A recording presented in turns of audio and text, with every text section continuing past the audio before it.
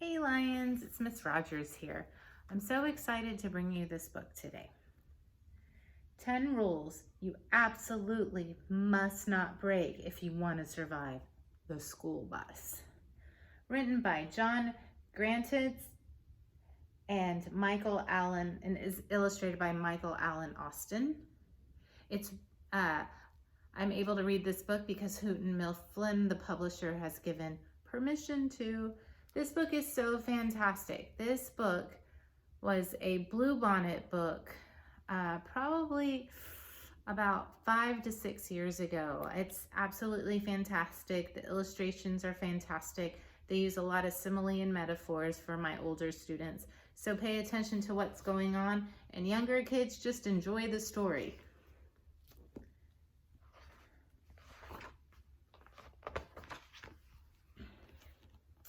It was the first day of school, and my brother James was walking me to the corner where the school bus stopped.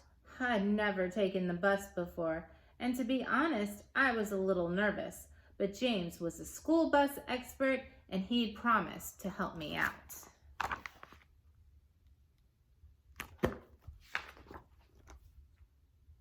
Pay attention, Kyle, he said. Don't walk on people's lawns. They don't like it when you do that. I jumped into the middle of the sidewalk. And don't get to the bus stop too early. That's always a mistake. I'd go, ugh. What kind of mistake? But don't get there too late either. You'll be left behind. My stomach turned over. In one of those nature shows I had watched on TV, a young Canada goose who got left behind when her flock flew south for the winter. And I think it froze to death. Too bad James wasn't going to be riding the bus with me. Last year he rode the bus and Mom walked me to school, and then we moved, and now he gets to walk and I have to ride the bus. James told me all about riding the bus. He said if you weren't careful, you could get laughed at or yelled at. You could be pushed around or even pounded. Big kids would steal your lunch and your money, and even your football card collection. Sometimes I wondered if he was exaggerating a little, but if half the stories were true, I was in trouble. So what am I supposed to do? I asked him. Just think of what I would do. Try to act like me, Jameson said, and follow these rules. Always follow my rules. He called them the 10 rules you absolutely must not break if you want to survive the school bus. Hey, I was going to follow every one of them. I didn't want to get pounded.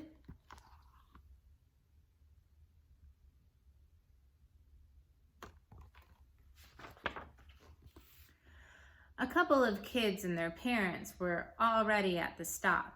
There was a huge house with a fenced-in yard on the corner, and inside the yard there was a dog barking like crazy. I couldn't see him, but he sounded like an Arctic wolf that hadn't eaten for the winter. The fence looked old and rotten. Better stay back, James. That dog sounds nuts. No lie, a big kid said to my brother. I heard he ate a first grader last year. Everyone moved as far away from the fence as they possibly could, even the grown-ups, but I had bigger things to worry about than some dumb dog. I had to ride the bus, alone, by myself, surrounded by kids I didn't know. And suddenly there it was, the school bus, charging right at me like a giant yellow rhinoceros. At the last second, it jerked to the stop. The door opened. Man, what was that smell? It was last year's barf. James waved and walked away.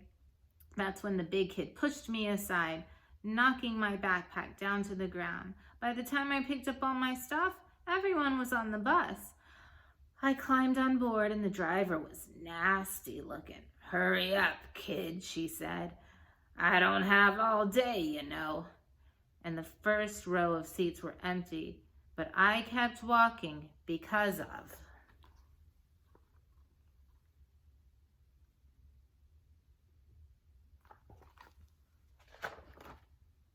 Rule 1.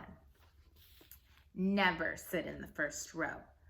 The second row was filled, and the third row too. There were kids in every size and shape and color on the bus, and every one of them was staring at me. I felt like a zebra at a lion party. The fourth row was filled. The fifth row was filled. Oh no, every seat was taken except the last row. But I couldn't sit here because of...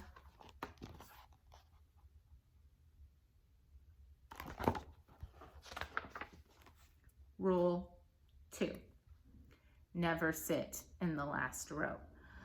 I thought maybe I should go back to the first row and break rule 1, but then I'd have to walk by everybody again and I'd break rule 3.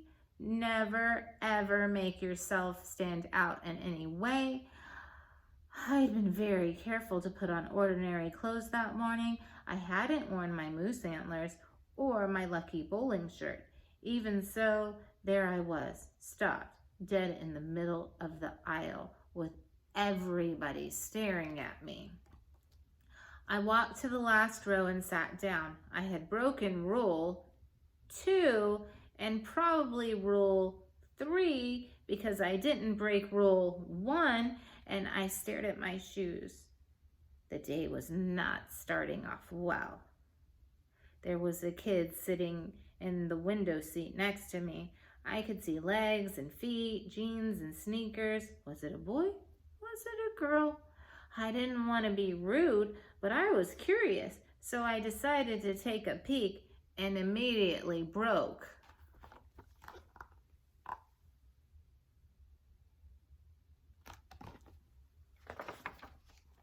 Rule 4. What are you looking at, dweeb? It was the big kid from my stop, and he was glaring at me up close. He was the size of a grizzly bear. He must have been in 6th grade at least. Quickly, I looked away. My brother had told me not to make eye contact. It was very dangerous, and if you looked at a kid wrong, he might lash out at you, and like a cornered animal. All of a sudden, the big kid's lunch bag fell off the seat, and without thinking about it, what James would do, I picked it up, and that's when I remembered.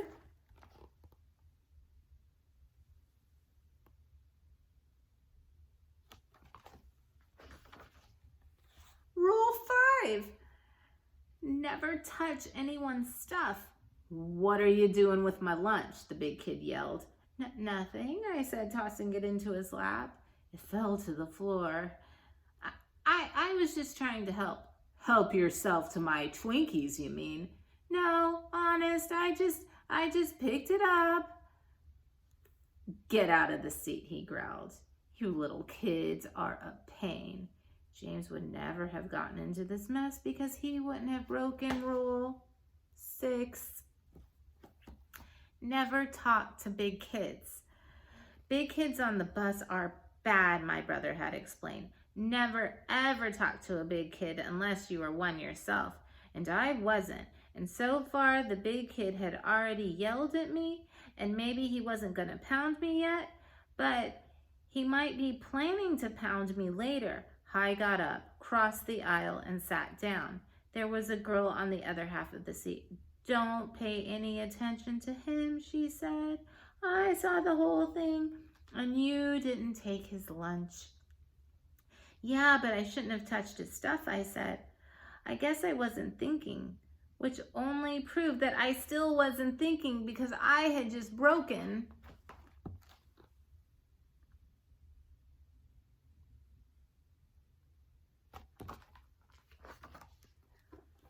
Rule 7. Never talk to girls. James told me that girls were even worse than the big kids. They were mean as snakes. They never stopped talking, and they hated sports. And if you were nice to them on the bus, they might want to sit with you at lunch.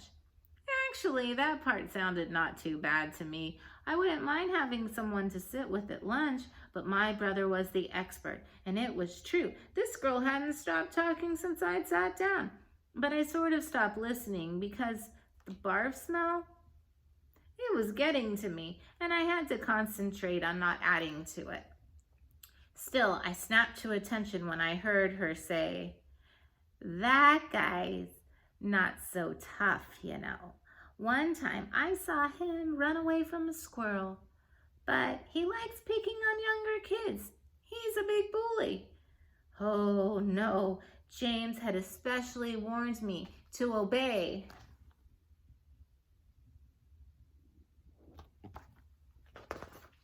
Rule 8, never mess with a bully. Every bus has a bully, he said. It could be big kid or a little one, a boy or a girl. It doesn't matter. If you make a bully mad, your life will be miserable.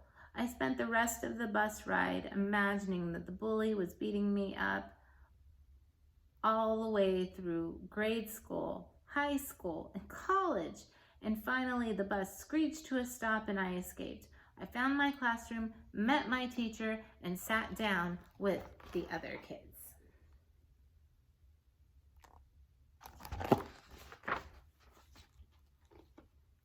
The rest of the day was okay. And one nice thing happened. At recess, I was watching a game of kickball, and I saw the talking girl from the school bus, and she was the captain of one of the teams, and she was really good. Anyway, while she was waiting for her turn to kick, she came over and talked to me, and talked. She told me that she took acting classes on Saturday and yellow was her favorite color. And she knew a lot about chameleons because she had 3 of them. And I was going to tell her all about my ant farm, only she didn't leave spaces for me to say anything. Of course, James would have never talked to a girl, but it wasn't that bad. In fact, the chameleon stuff was interesting, and she said I could be on her kickball team tomorrow. Oops.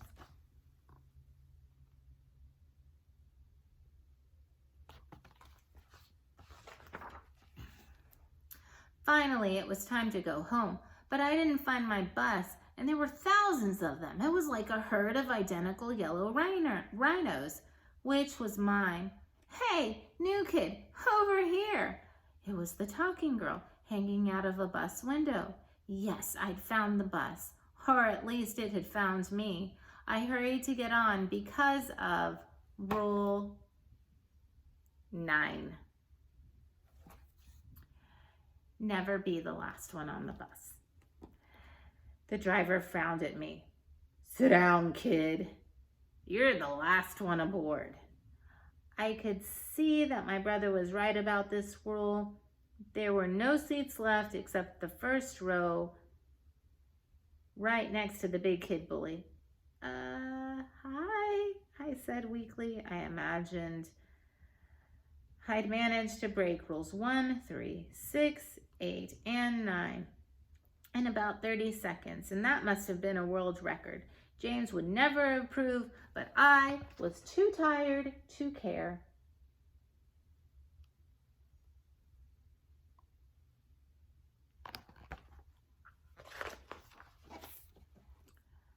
Man, I hate riding this bus.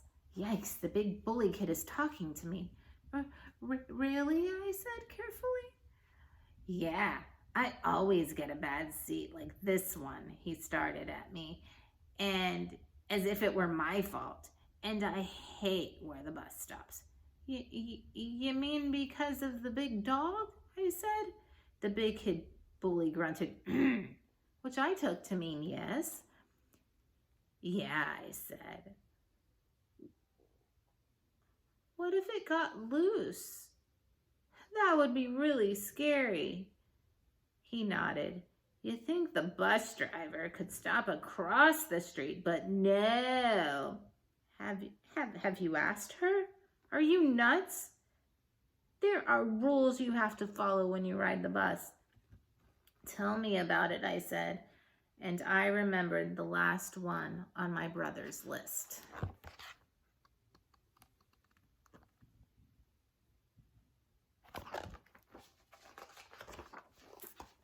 Rule 10, never, absolutely never mess with the bus driver. I never mess with the bus driver, said the big bully kid. She's scarier than the dog on the corner. He smiled, an even sort of smile. Then he went on, why don't you ask her? You're a little kid. She probably won't yell at you much. I thought it over. I'd already broken every other rule. I might as well go for 10 out of 10.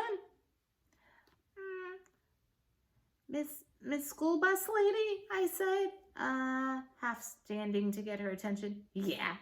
What? Sit down, kid, she squawked. No talking to the driver. But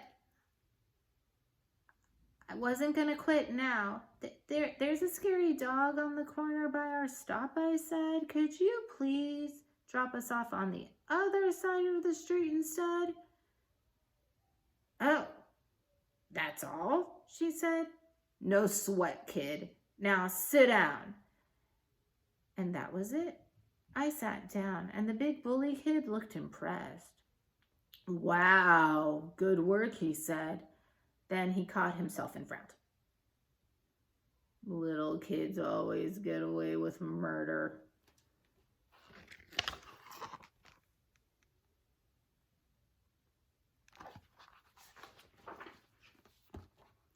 Maybe that was true, but I still felt brave. I'd broken every single rule on my brother's rules. Even so, I hadn't gotten pounded, and I hadn't even barfed on the bus.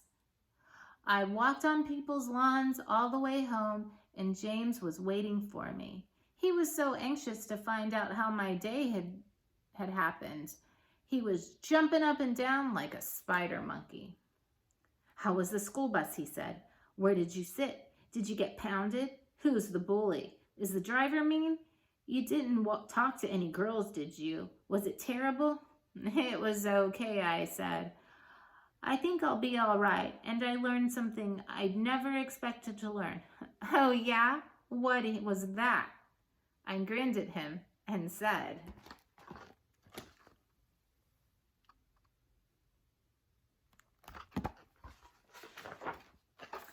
Rule 11. Never, absolutely never, pay attention to your big brother's list of 10 rules you absolutely must not break if you want to survive the school bus.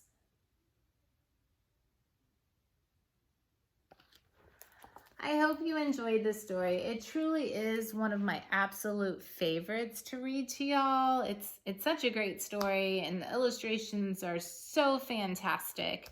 I miss y'all so much, and I can't read to y'all again. Talk to you later, Lions. Bye.